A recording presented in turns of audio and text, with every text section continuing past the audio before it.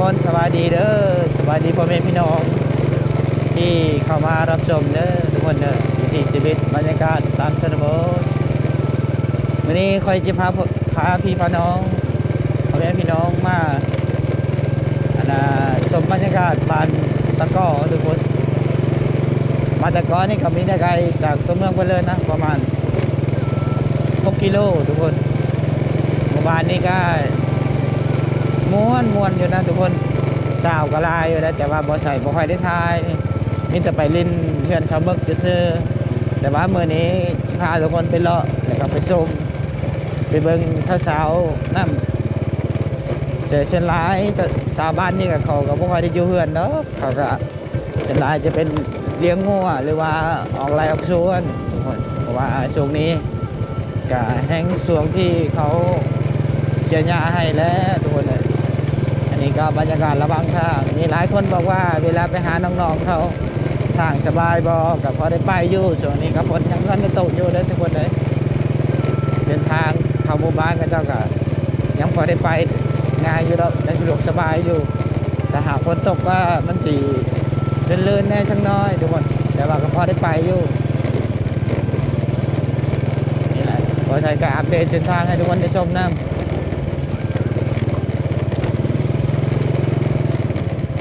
บ้านตะกอนนี่มันสาวหลายนะแต่ว่าน้องๆเขาส่วนหลายก็จะบ่ค่อยได้อยู่เฮือนซื้อเดี๋ยวมื้อนี้บ่ใส่สิพาทุกคนมาเลาะชมบรรยากาศย่าว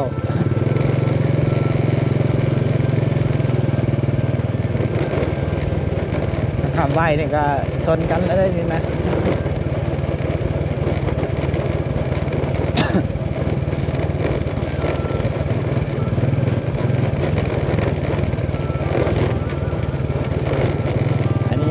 จะเป็นรถกระบะนี่ก็จนหลายเส้นนี้จะไม่ค่อยมีรถกระบะเข้านะเส้นนี้จะไปทางใหญ่นู่นอันนี้จะเป็นทางลัดนะทุกคน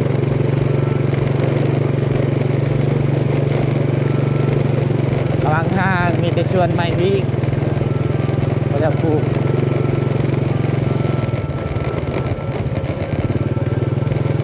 ทุกคนจะได้ครับไปหับชมทางในบ้านกันเลยทุกคนเดี๋ยวบอใช้ขับรถสกอนเด้อทุกคนเด้อ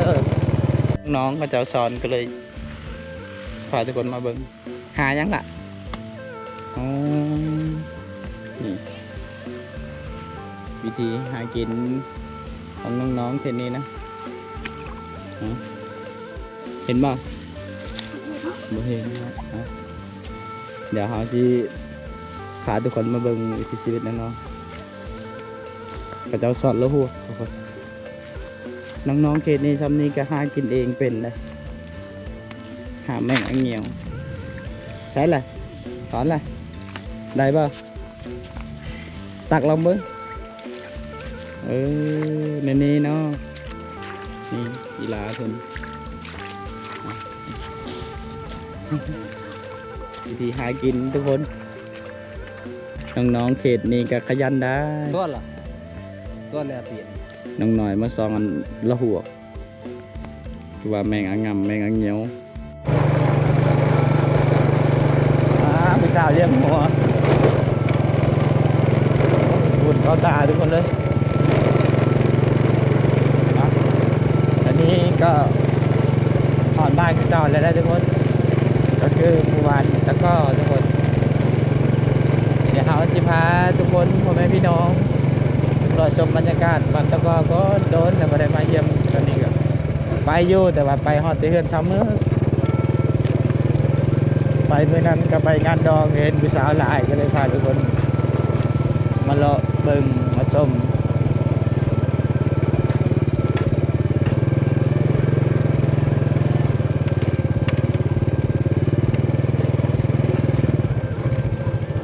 หมู่บ้านค่อนข้างดังเดิม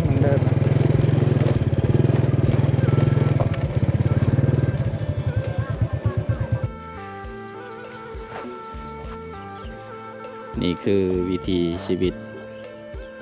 ตามชนบทนะทุกคนก็เจ้าก็มาที่ให้ได้ช่วงนี้ก็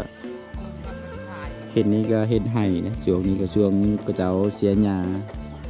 ไก่จะดูสักเขาให้แล้วทุกคนเลยตอนนี้บางคนก็ มาแต่เสียหญ้าให้หญ้าสวนนะพักผ่อนแดดกับจนแรกก็เจ้าจะบ่ค่อยได้ไปนอนเลยนะทุกคนพระเจ้าแบบว่าไปแต่ตอนเช้าประมาณ11:30แล้วก็กลับมากินข้าวอยู่เฮือนนะพระเจ้าจะบ่ได้ไปนอนแบบจนฮอดเว้นเลยนะจนฮอดตอนแรงเลยนะบรรยากาศบ้านๆ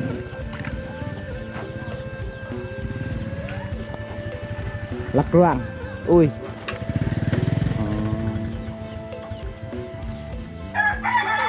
เอามาที่ให้ก็ได้พื้นทุกคน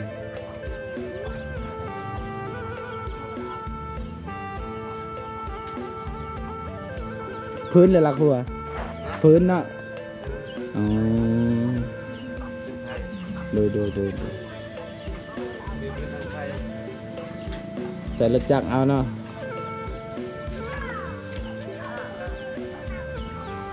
อันนี้ก็พื้นก็จะเอามาแต่ให้แต่ส่วนใช้มอเตอร์ไซค์ทุกคนบางคนก็บ่ค่อยมีรถอีแท็กหรือว่ารถไทยก็ใช้รถจักรมาแต่ให้ก็เอามานำเอาไว้ดังฟืนถ้านั้นถ้าเฮาบ่เอาเมื่อก็บ่มีฟืนดังก็ยากได้เพราะว่าคนหลายก็จะทางให้ก็จะเก็บไว้เลยทำหมู่บ้านได้ที่เฮ็ดอย่างบงหลายๆก็จะได้ฟืนดังไฟหลายอยู่เก็บไว้ใต้ทุนเฮือน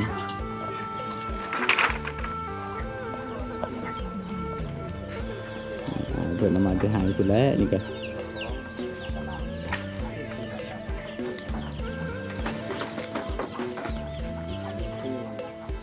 เห็นเมียเนาะไหนเนาะโดยได้เมียนอนเลย อ๋อส่วนหลายนี่น้อยคนนะที่หาพื้นหาอย่างนี้ผู้ชายส่วนหลายก็จะบ่เฮ็ดเข็นนี่นะถ้าหากว่าเฮ็ดแทนหน้าที่เมียก็คือเขาบอกว่ายันเมียได้แต่ว่าอายเพิ่นขยันนะทุกคนเลยก็คือยันเมียเมื่อยมาเฮ็ดซอยเมียอ๋อบางคนเขาบ่เฮ็ดได้หาพื้นหาอย่างนี้ส่วนหลายผู้หญิงเบิดแบกพื้น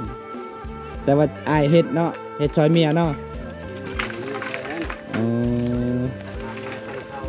เจ้านี่ได้ บอกไปยิ่งเห็น อ๋อดูอายเพิ่นก็คือแพงครอบครัวหรือว่าหักเมียนั่นแหละอย่างเมียเมื่อยก็เลยตัวใดที่ซอยได้ก็ซอยทุกคนนี่ก็เฮือนชานของอายเพิ่นได้นี่นะก็ประมาณนี้แหละทุกคนในวิถีชีวิตในเขตชนบทเฮาเกิดจากบ้านช่องหลังเล็กๆทุกคนเข้าไปตามหมู่บ้านแต่บ่ค่อยมีใครมีบ้านหลังใหญ่นะจะเป็นบ้านหลังน้อยๆเมื่อวันก่อนเขามางานดอกสาวตะเกียอันนี้ก็คือเฮือนสาวตะเกียนะบ่ใช่บ่ค่อยได้ถ่ายให้ทุกคนได้ชมแต่ว่าน้องเพิ่นรู้จักกับน้องเพิ่นอยู่แต่ว่าเดี๋ยวนี้น้องเพิ่นสร้างครอบครัวแล้วแต่ก่อนน้องก็ไปเลี้ยงงัวตลอดนะเป็นชาวเลี้ยงงัวประจำเลยเนี่ยน้องก็ได้สร้างครอบครัวแล้วบรรยากาศอัปเดตให้ทุกคนได้ชมก็ค่อนข้างแบบโบราณนะว่าจะไปหาน้องว่าจะพาทุกคนมาลินมาเอ็นน้ำสาวสวัสดทุกคนหรือว่าน้องสวัสดแต่ว่าน้องเพิ่นออกให้แล้วยามนี้ ไปหาน้องๆก็จะไม่ค่อยได้พบทุกคนเลยเพราะว่าน้องๆเขาก็ออกให้ออกสวนทุกคนนะช่วงนี้ก็เสียหญ้าให้หญ้าสวนนั่นแหละบางคนก็เสียหญ้ามันต้นแน่เพราะว่ามันถึงฤดูอันน่ะเฮ็ดให้เฮ็ดสวนเสียหญ้าเขาเจ้าอันนั้นจะไก่จะสักแล้วทุกคนเนี่ยอันนี้เป็นเพื่อนน้องสวัสดทุกคนแต่ว่าบุคคลทุกคนยังบ่ฮู้ดอกเพราะว่าบ่ใส่ทั้งบ่ได้ถ่ายก็เห็นน้องมือนั่นมืองานแต่งน้องบอกมาเด่นได้แต่น้องอยู่เฮือนอันนี้ก็คือเพื่อนชานของน้องนะเพื่อนสาวสวัสดนะเขามาหากับบ่เห็นและถามเขาว่าก็บอกว่าน้องเปิดออกให้แล้วครับแต่หากมื้อหน้ามีโอกาสมาทางนี้อีกก็สิพาทุกคนมาอัปเดตแล้วก็มาชมนะวิถีชีวิตน้องสวัสดทุกคนบันไดนี่มี2ทางนะก็ทางนั้นกับทางนี้นะนี่ทางที่เห็นบ่กระเจ้าก็เอาไม้กลมนั่นแหละไม้กลมนะแบบดังเดิมแบบโบราณทางนั้นก็มีอันนี้น่าจะเป็นบอลนาเฮ็ดกับข้าวทุกคนแต่ว่าเสียดายน้องเพิ่นบ่อยู่ทุกคนน้องเพิ่นน้องให้ถ้าว่าหากมื้อหน้ามีโอกาสได้มาอีกก็สิพาทุกคนมาอัปเดตวิถีชีวิตของน้องเพิ่นเพราะว่ามื้อนั้นเฮาพอกันอยู่ในงานดองเขามา2คนมื้อนี้ก็เบ้าวงเผามังกรนี่ ทีมงานเฮา สบายดีเด้อสิ บ้านยังเฮาอยู่ตอนนี้นะ มื้อนี้ก็อยู่ที่หมู่บ้านสามึกบ้านตะก้อ นี่เนาะแต่ว่าเฮายังบ่ได้ไปหาชาวเบิ่งอยู่ แหม หาเลาะเบิ่งชมบรรยากาศหมู่บ้านนี่เนาะเพราะว่าเฮาไปจนไรก็จะไปแต่บ้านชาวมึกเนาะ บ้านสามึก บ่น่าเชื่อว่าบ้านเข้าไปไหนนี่ยังมีบ้านหลังคาน้อยๆเนาะแล้วก็ผู้สาวหลายได้ เจ้าหลาย คันบ่ไปดองมื้อนั้นดองซาวเกอร์นะก็บ่ฮู้อีกว่าผู้สาวหลายเนาะ เอาคิดว่ามีแต่ ชาวมึก สามึกผู้เดียว แม่นบ่ใช่ก็คิดว่านั่นไปหลายเทื่อคิดว่าชาวมึกคนเดียวแต่จริงมางานดองมื้อนั้นก็เลยเห็นเต็มนี่เลยมื้อนั้นเนาะ แม่น เขามานั่งกินข้าวนี่แหละเต็มนี่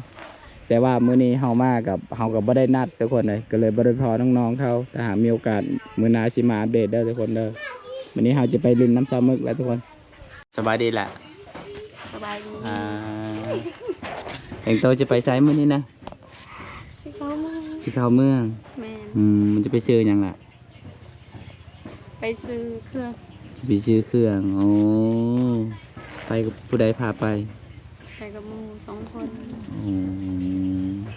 ทุกคนวันนี้มาเยี่ยมมายามน้องมึกทุกคนมาใช้กับมาเขตนี้กับบุฮูจักผู้ใดดอกเป็นแต่น้องนี่แหละสามมึกนี่แหละที่เคยรู้จักแล้วก็สนิทกันมาเยี่ยมมายามมื้อนี้ก็เพิ่นก็สิไปเฮ็ดเวียกแน่ไปได้เอาให้บ่ บอ บ่เนาะสิไปเอาเมืองสิไปซื้อหยังเนาะ ไปซื้อเครื่อง อ๋อ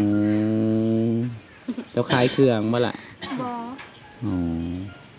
ไปซื้อแล้วก็ไปขายอยู่บ้านอื่น โอ้ซื้อแล้วก็ไปเอาไปขาย อืม อืมนี่ทุกคนสาวมึกเด้อหลายคนน่าจะหูเลยอะมื้อใดลงเวียง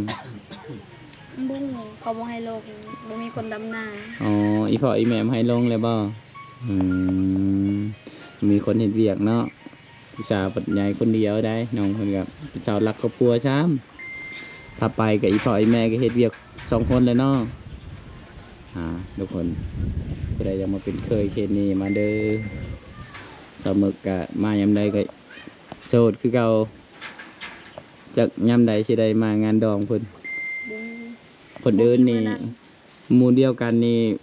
เป็นแม่หางหมดแหละ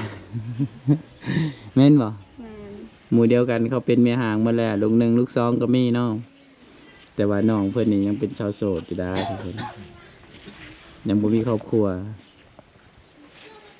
คนอื่นก็เจ้ามีลูกมีหลานหมดเลยบางคนก็เป็นแม่หางกลับมาเฮือนก็มี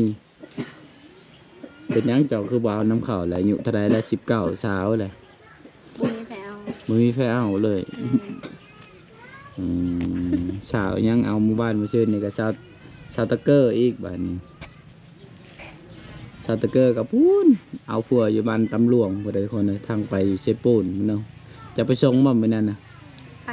ป ไปได้ผู้บ่าวบ้านตำหลวง เห็นอยู่บ่ บ่เห็น บ่เห็นครั เห็ บ นแต่เขาบ่ได้เว้านำ อ๋อเขาบ่ทักเลยอ๋อเขาบ่เข้าทักเฮาเลย ไปนอนหรือไปกลับนะมื้อนี้ สามึกว่าผู้ไปเห็นหลายคน อ๋อ ไปนอน ไปนอนเลยเนาะ แมน แต่ว่าผู้บ่าวเขามาเล่นมาแอนำอยู่บ่ เขาไปกินเบียร์เดไปเรียนหมู อ๋อเกี่ยวว่าเอาผู้บ่าวเมื่อเลยอืมบ่ตำรวจล่าได้ผู้บ่าวเธอนะ ว้าวแต่เขาไปเรียกเบิด อ๋อเขาไปเฮ็ดเวียกอยู่ใช่ อยู่เวียง อยู่เวียงเนาะโอ้เขตนี้เขานิยมไปเวียงจันทน์เนาะไปเฮ็ดเวียกอยู่เวียงจันทน์นี่เขาไปเฮ็ดเวียกเนี่ยคือว่าหลายคนเขามักไปบ่ใช่บ่เคยไปเวียงจันทน์ได้ไปอยู่ดอก แต่ก็บ่ได้ไปแบบไปเฮ็ดงาน ทา น่ะ งเขา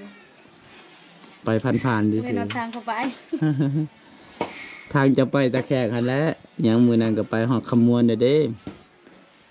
เลยนั่นก็ดีแล้วปากกระดิ่งบ่ปากกระดิ่งหรือปาก ปากกระดิ่ง ปากกระดิ่งเนาะอืมไปไหว้พระปากกระดิ่งอยู่ ให้ได้ผู้บ่าว งาน แล้วรอบนี้บ่ได้ไปจำเนาะว่าจะไปเวียงน่ะอ๋อผู้ใดไปให้ไปอีพ่ออีแม่อีพ่อดีแม่ให้ไป บุกซ่อง หมดจองเลยถ้าเจ้าไปแล้วก็แล้วแม่ก็เหงาแล้วมันบ่มีคนเห็นเบียด ทำงานมีเวียกมาไปแล้ว อืม เกะกะอยู่เพื่อน เป็นอะไรคือว่า ขี้ข้าน ขี้ข้าน ปกติก็เจ้าก็บ่ได้เห็นอันนี้มีแต่เอาน้องอยู่เฮือน ขณะทางไปให้กับบ่ฮู้ซ้ํ ปา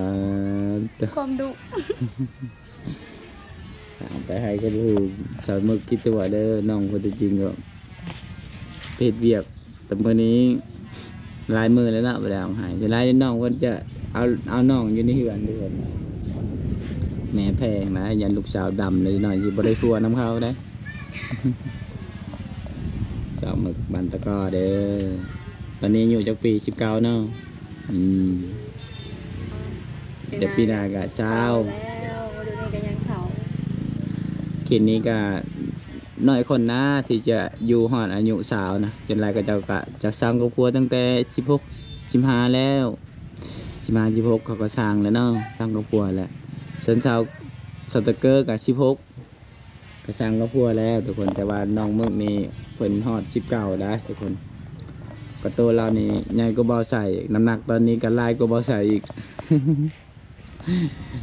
มาปีกายที่แล้วนี่เพิ่นจะจ้อยแห้งๆมามื้อแบบปีนี้โอ้หน้าขาวเปิ้นเวิ้นเป็นอ้วนขึ้น ไปเฮ็ดเวียกอยู่อันน่ะขมวน กินดีอยู่ดี ใช้ละหมู่ว่าสิไปเข้าเมืองนะผู้เฮ็ดก็จะมานะ ถ้าเข้ามา อ๋อทุกคนวันนี้ก็มาเยี่ยมมายามชาวเมืองบ่ใช่ก็ผ่านไปเท่านี้ก็เลยแวะมาดินน้ำการมาดินแม่นมาเบิ่งน้องทำข่าว วิถีชีวิตน้องๆก็อยู่แบบนี้แหละทุกคนบ้านนองบ้านนาบ่ได้เอาให้เอาส่วนก็พากันนอนใต้ตารางเฮือนใต้ทุนเฮือนจังซี่แหละบรรยากาศก็ร้อนๆแน่ช่วงนี้ถ้าซักเขาให้นี่ก็ตายไปแล้วเนาะ แม่น กาจิซักแล้วบ่เขาให้เจ้า บางเพื่อนเขาก็ซักแล้วแต่ อ๋อ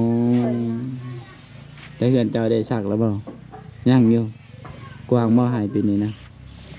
บ่หน่อยเดียว น้อยเดียวเนาะฉันหลายก็เฮ็ดหน้าบ่หลาย แม่น อืมเอารถไทยไปไทยผู้เห็นรถไทยจัง ถ้าไทยไม่เท่า อ๋อโอ้ยเดือนไหนบัดนี้ซักเขาให้บัดนี้สิไปเบิ่ง เดือนนี้ก็ซักแล้ววันฝนตก อ๋อคันฝนตกก็คือซักเลย แม่น เสียหญ้าแล้วแหละเนาะ ยัง ยังอยู่สิเห็นอยู่บ่แม่นหญ้าเขียวเบิดแล้วบัดนี้ เพื่อ